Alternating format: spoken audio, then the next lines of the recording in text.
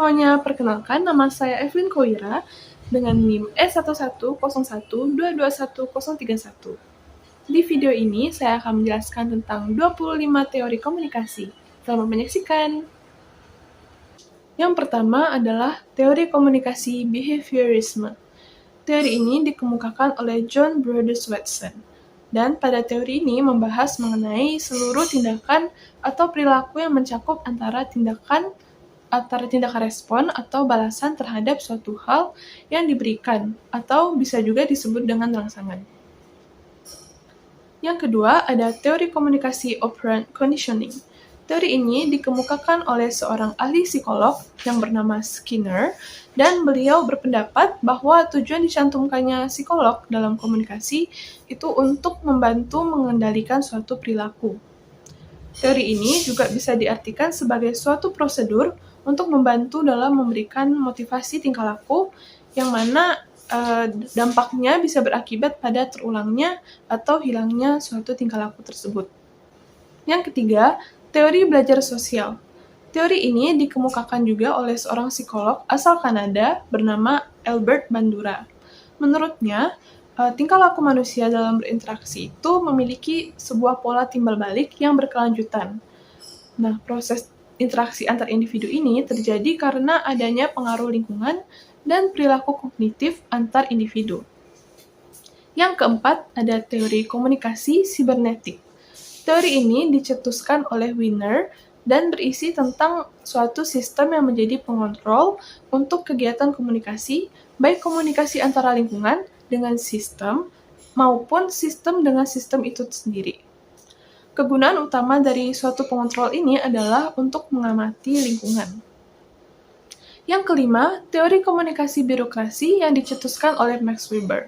Menurutnya, model dari birokrasi kerap dimanfaatkan untuk meraih komunikasi antar organisasi yang lebih efektif. Yang keenam, ada teori komunikasi informatif yang dikemukakan oleh Shannon dan Weaver. Teori ini menyebutkan bahwa komunikasi merupakan perantara antara pesan dan bagaimana perantara tersebut dimanfaatkan saluran serta media yang ada. Yang ketujuh, ada teori komunikasi Lasswell. Teori ini dikemukakan oleh Harold de Lasswell dan modelnya merupakan who says what, in which channel, to whom, with what effect. Yang kedelapan, ada teori komunikasi analisis transaksional oleh Eric Berne. Analisis transaksional itu sendiri adalah bentuk pendekatan antara psikoterapi dengan menitikberatkan pada hubungan interaksi. Maksud dari transaksional adalah sebagai bentuk hubungan komunikasi yang terjalin antar individu. Yang kesembilan, ada teori difusi inovasi oleh Rogers. Teori ini menjelaskan tentang bagaimana upaya pembaruan atau inovasi dapat tersampaikan melalui beberapa saluran tertentu, dengan ditujukan kepada sekelompok anggota yang berasal dari sistem sosial. Yang ke-10, teori komunikasi agenda setting oleh McCombs dan Shaw. Teori agenda setting ini memiliki pandangan apabila media memberikan suatu pengaruh pada peristiwa, maka media akan memberikan efek yang penting dan cukup besar terhadap peristiwa tersebut. Yang ke-10 ada teori komunikasi Spiral of Silence oleh Elizabeth Noel dan Newman. Teori ini memberikan penjelasan bahwa terbentuknya opini umum dalam lingkungan masyarakat didasari oleh bagaimana terjadinya proses komunikasi antar massa, komunikasi interpersonal, dan pendapat masing-masing pribadinya, serta apa hubungannya dengan pendapat individu lain di dalam lingkungan masyarakat. Yang ke-12 ada teori struktural klasik yang menjelaskan bahwa suatu organisasi digambarkan sebagai sebuah lembaga yang sentral akan tugas-tugas serta memberikan tunjuk mekanis struktural yang bersifat kaku, monoton, dan tanpa inovasi. Selanjutnya, yang ke-13 ada teori neoklasik yang diperkenalkan oleh Elton Mayo. Teori ini mengacu tentang pentingnya aspek psikologis serta aspek sosial seorang karyawan sebagai seorang individu atau kelompok kerja. Yang ke-14 ada teori fusi. Teori ini diperkenalkan oleh Bake dan menurutnya organisasi pada tahap tertentu akan memengaruhi seorang individu. Sementara itu, individu juga akan memberikan pengaruh pada suatu organisasi, yang mana kemudian hal ini menimbulkan fenomena ciri khas organisasi. Yang ke-15 ada teori penitip penyambung oleh René Slickert. Teori ini menggambarkan mengenai bagaimana struktur organisasi saling berkaitan dengan beberapa kelompok. Dan teori ini menjelaskan kalau adanya seorang penyelia yang memiliki fungsi untuk menyambung kelompok kerja satu dengan lainnya. Yang ke-16 ada teori sistem sosial. Teori ini mengemukakan kalau ada hubungan antar manusia yang memungkinkan bagi suatu organisasi untuk dapat bertahan lebih lama daripada orang-orang yang ada di dalamnya. Yang ke-17 ada teori public relations oleh Ron Ludlow.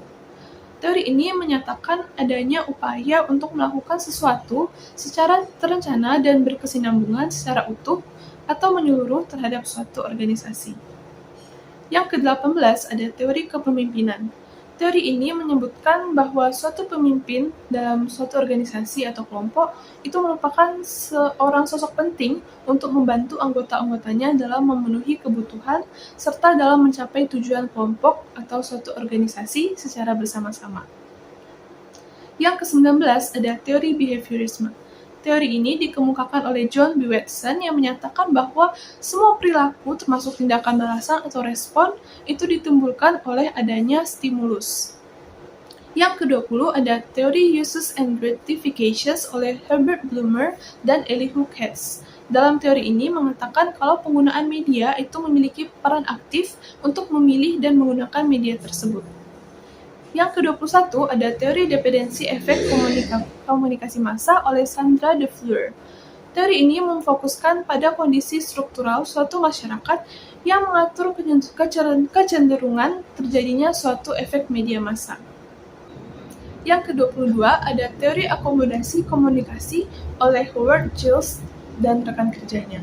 Menurut teori ini, saat proses komunikasi berlangsung, umumnya individu akan berupaya untuk mengurangi dan meningkatkan perbedaan diri mereka dengan orang lain. Yang ke-23 ada teori pengurangan ketidakpastian. Teori ini dirumuskan oleh Charles Berger dan Richard Calabrese, menjelaskan dan memprediksi mengapa, kapan, dan bagaimana seorang individu akan berkomunikasi untuk meminimalisir keraguan saat berinteraksi dengan orang lain. Yang ke-24 ada teori pelanggaran harapan oleh Judy Burgeon dan juga dengan beserta rekan kerjanya. Teori ini memiliki asumsi kalau manusia itu memiliki kebutuhan akan ruang pribadi dan juga afiliasi. Saat menerima suatu kebutuhan yang sudah dikompromi atau terdapat persetujuan, maka teori ini memprediksi kalau subjek akan mencoba untuk melakukan sesuatu terkait dengan hal tersebut. Yang ke-25 ada teori message design logic. Teori ini mengungkapkan bahwa setiap orang atau setiap individu tentunya memiliki pemikiran yang berbeda-beda terhadap suatu hal. Sehingga pada teori ini menyimpulkan kalau ada 3 jenis logika perancangan. Pertama, expressive message logic, yang kedua, conventional design logic, dan yang terakhir adalah rhetorical message design logic. Sekian yang dapat saya paparkan mengenai 25 teori komunikasi. Semoga penjelasan saya dapat dipahami dan semoga video ini dapat bermanfaat. Terima kasih.